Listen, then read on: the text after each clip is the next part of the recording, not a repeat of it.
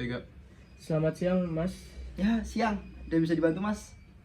Saya mau nanya-nanya seputar trip ke Bromo nih. Oh ya, boleh. Ini kan saya rencananya satu keluarga mau berlibur ke Bromo ya. Oh ya, Sekitar 5 orang lah, Mas. 5 orang. Ya, Oke, jadi sebelumnya saya jelasin dulu ya, Mas ya.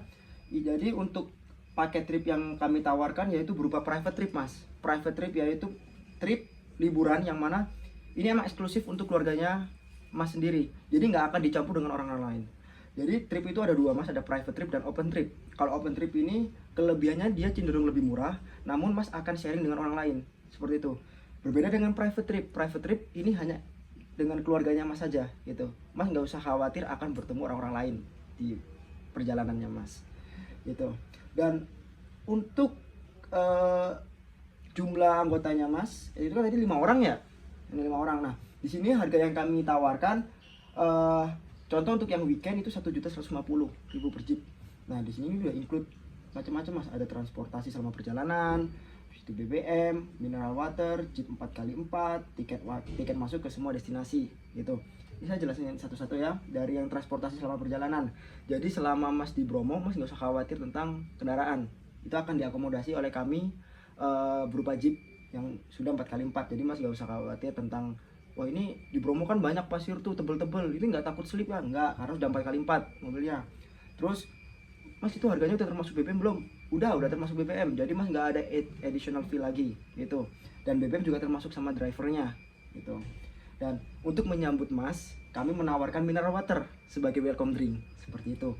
Kemudian untuk harga yang tertera di atas itu sudah termasuk dengan tiket masuk ke semua destinasi gitu. Tapi di sini mohon maaf, ini ada exclude-nya, ada di luar biaya. Jadi biaya di atas tidak termasuk untuk sewa kuda, Mas, penginapan, pengeluaran pribadi, sama paket piknik dan shuttle car. Nah, ini kebetulan saya di sini ada brosur dari travel saya. Nah, di sini ini ada kurang lebih informasi yang tertera hampir sama yang ada di website. Mungkin bisa Mas lihat-lihat dulu. Ya. Terus ada yang ini untuk weekend sama weekday ini kita ada perbedaan harga, ada rentang harga dan tidak jauh, hanya 50.000 saja untuk beda harganya. Dan di weekend itu 1.150.000 rupiah, dan untuk di weekday itu 1.100.000 rupiah seperti itu. Dan itu tuh satu jeep. Dan satu jeep itu bisa diisi untuk 5 orang. Oh, 5 orang. Jadi pas sama ini sama keluarganya Mas gitu. Ya. Ada yang mau ditanyakan lagi, Mas? Saya masih mau nanya yang lain lagi, Mas. Ya, boleh. Di Yoni Bromo Tour ini destinasinya kemana aja, dan tolong dijelasin satu-satu ya, Mas. Oke, jadi saya perkenalkan dulu selama di Bromo ini kita kemana aja sih gitu. Baik.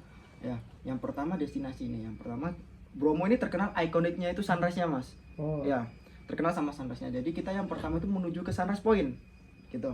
Sunrise Point ini dimana Mas akan menikmati matahari terbit di highest top of Bromo gitu. Nanti Mas akan menikmati matahari terbit dengan panorama Gunung Bromo. Itu cakep banget, Mas. Nah, di sini Sunrise Point ini ada 3, Mas, titiknya. Dan ini akan disesuaikan dengan kebutuhannya Mas nanti gitu. Yang pertama ada penanjakan 1. Ini yang benar-benar ini ya, famous gitu. Orang-orang taunya penanjakan 1. Spot tertinggi yang paling populer di sini. Jadi spot ini yang paling ramai dikunjungin karena view-nya yang paling bagus, karena terletak di paling tinggi Gunung Bromo gitu. Tapi Mas jangan khawatir karena di sini biasanya ramai dan berpotensi macet. Kita ada opsi lain yaitu Bukit Cinta. Bukit Cinta ini bukit yang ada sedikit lebih bawah dari penanjakan 1, tapi tetap satu arah menuju ke penanjakan 1 gitu. Di Bukit Cinta ini lebih rendah dari penanjakan 1 tapi menawarkan panorama yang sama dengan di penanjakan 1. Namun jika Mas misalkan wah aku nggak keburu ini kayaknya terlalu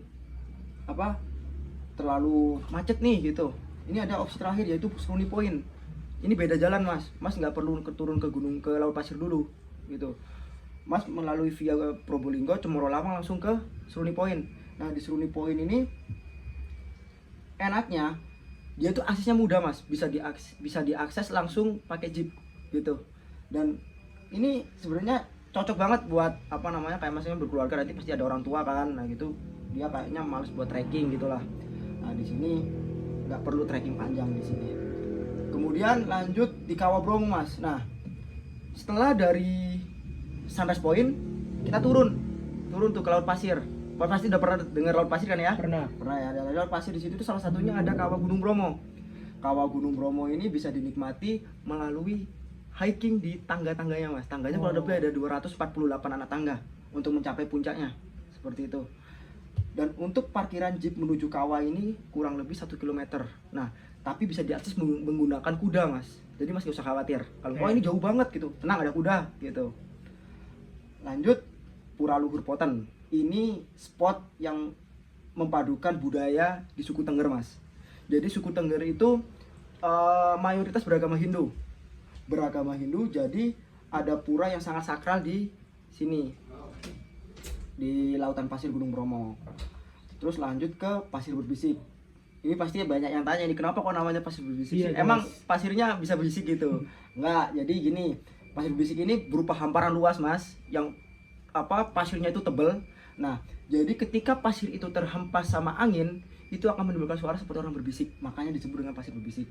Dan ini adalah spot ketiga ketika mas nanti ke Gunung Bromo, seperti itu.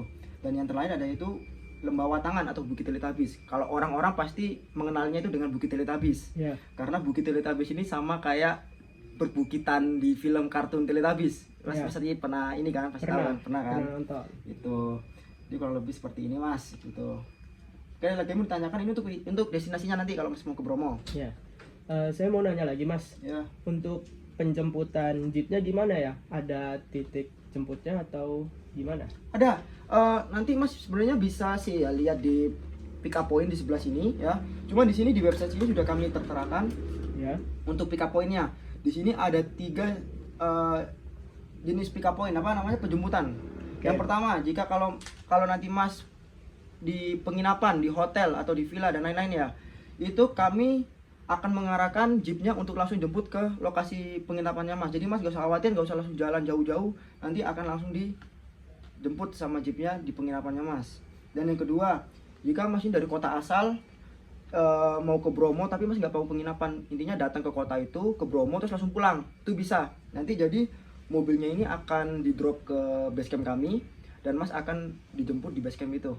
Baik. Ya, terus yang terakhir, kalau mas nggak bawa kendaraan sama sekali dan mas menggunakan kendaraan umum seperti pesawat, kereta, bis gitu, nah kami di sini menyediakan shuttle mas. Di sini kami menyediakan shuttle.